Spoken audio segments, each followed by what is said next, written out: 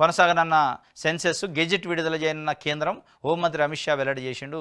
నేడు జనగణనకు సంబంధించిన నోటిఫికేషన్ ఇస్తారట. అంటే ఎప్పుడెప్పుడు ఎక్కడెక్కడ ఉంటుంది అనేది, అంటే ఏ రాష్ట్రాల్లో ఏ తేదీల్లో ఉంటుంది, ఏ తేదీ నుంచి ఎక్కడి వరకు అనేది ఇలా నోటిఫికేషన్ ఇస్తారట. ఇంకోటి, వచ్చే తెలంగాణ ఎన్నికల్లో తెలుగుదేశం పార్టీ పోటీ తెలుగుదేశం ఒక రాష్ట్రానికి చెందింది కాదు, సమస్యలను అధిగమించి అక్కడ బలపడతాం.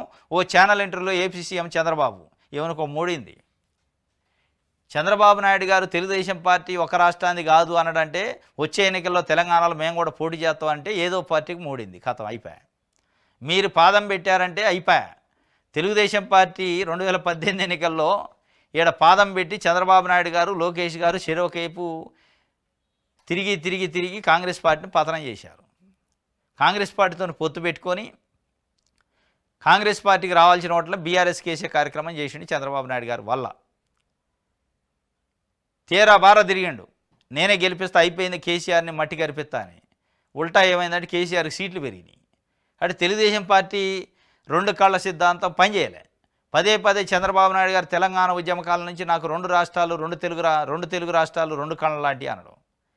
మళ్ళీ ఇది ఒక రాష్ట్రానికి సంబంధించిన పార్టీ కాదు అనడం. ఒక రాష్ట్రానికి సంబంధించిన పార్టీ కాదు, రెండు రాష్ట్రాలకు సంబంధించిన పార్టీ మీ దృష్టిలో, ప్రజల దృష్టిలో. ఇక వేరే రాష్ట్రాలు ఎక్కడ లేదు. మళ్ళీ జాతీయ పార్టీ అంటే ఒక 4-5 రాష్ట్రాల్లో బయట ఉండాలి, ఎక్కడా లేదు, శాఖ లేదు. ఈవెన్ తెలంగాణలో కూడా లేదు శాఖ.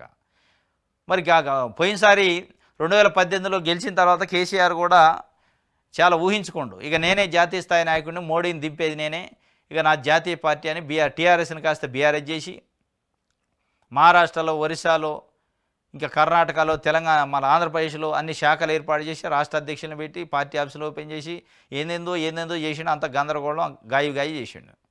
చేసిన తర్వాత చివరికి ఏమైందంటే ఇంట్లో కూర్చోబెట్టారు ఫామ్ హౌస్లో ప్రజలు, తెలంగాణ ప్రజలు. నువ్వు తెలంగాణ పేరుతో పార్టీ పెట్టుకొని దాన్ని భారతీయ రాష్ట్ర సమితి అంటావా? నీ పదవి కోసం, నీ పదవి కాంక్ష, నీ కుటుంబం కోసం మంట కలుపుతూ అని కర్రు కాల్చి వాత పెట్టారు. మరి ఇప్పుడు మళ్ళీ తెలంగాణలో నేను పోటీ చేస్తా, మాది ఒక రాష్ట్రానికి సంబంధించిన పార్టీ కాదు, రెండు రాష్ట్రాలకు సంబంధించిన పార్టీ కాదు, నాది పెద్ద పార్టీ అని ఆయన ఆశగా పోతాడు. మరి తెలుగుదేశాన్ని అంతర్జాతీయ తెలుగుదేశం, జాతీయ తెలుగుదేశం అని పేరు మారుతారా? మరి ఎట్టెట్టనో తెలియదు. కానీ తెలంగాణలో తెలుగుదేశం పార్టీకి ఓట్లుంటే ఉండొచ్చు, ఉన్నాయి. ఒక పర్సెంటేజ్, ఒక 3-4% ఓట్లు ఇప్పటికే ఉన్నాయి. తెలుగుదేశం పార్టీ ఎన్టీ రామారావు అంటే అభిమానం ఉన్నారు. కానీ చంద్రబాబు నాయుడు గారు అంటే వ్యక్తిగతంగా వ్యతిరేకిస్తారు. తెలంగాణ వాదులు, తెలంగాణ సెంటిమెంటు.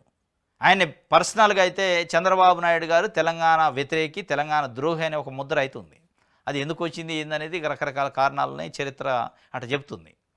ఆ ద్రోహి అనే ముద్రతోనే తెలంగాణలో పదే వచ్చి 2018 ఎన్నికల్లో తిరగటం వల్ల కాంగ్రెస్ పార్టీ పైన ఎఫెక్ట్ పడుతుంది. ఒక నిజంగానే ఇప్పుడు బీజేపీ, జనసేన, తెలుగుదేశం పార్టీ పొత్తులు ఇక్కడ పోటీ చేస్తే కొన్ని సీట్లు గెలవచ్చు. ఎందుకంటే ఖమ్మం జిల్లా లాంటి జిల్లాల్లో, రంగారెడ్డి, హైదరాబాద్ లాంటి పరిసర ప్రాంతాల్లో ఏమైనా గెలిచే అవకాశం ఉండొచ్చు బీజేపీ సహకారంతో. కానీ గెలుసుడు సీట్లు గెలవచ్చు, కానీ మొత్తం ప్రభుత్వం ఏర్పాటు దానికైతే పనికిరాదు. ప్రభుత్వం ఏర్పాటు చేసే పరిస్థితి ఉన్న పార్టీని అయితే డ్యామేజ్ చేసే అవకాశం ఉంది. అది ఏ పార్టీ మీద పడిద్ది అనేది ఎన్నికల సందర్భాలు తెలుస్తుంది.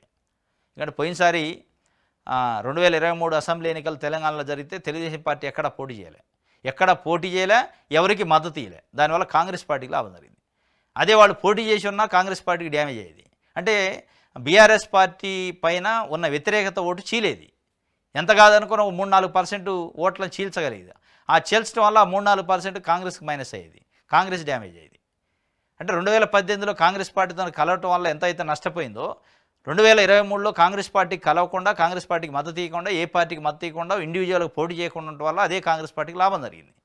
రేపు ఒకవేళ వీళ్ళు పోటీ చేయటం ఇండివిజువల్గా జరిగినా, లేదా పొత్తులో జరిగినా, పొత్తున్న పార్టీకి నష్టం, లేదా ఇండిపెండెంట్గా పోటీ చేసినా కానీ ఆ ఓట్లు చీలి దెబ్బ పడే అవకాశం అయితే తెలంగాణలో ఉంది. తెలంగాణలో అయితే ఎన్నికల్లో పోటీ చేస్తారట చంద్రబాబు నాయుడు గారు.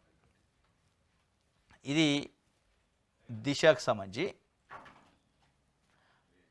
రైట్, ఆంధ్రజ్యోతి చూద్దాం.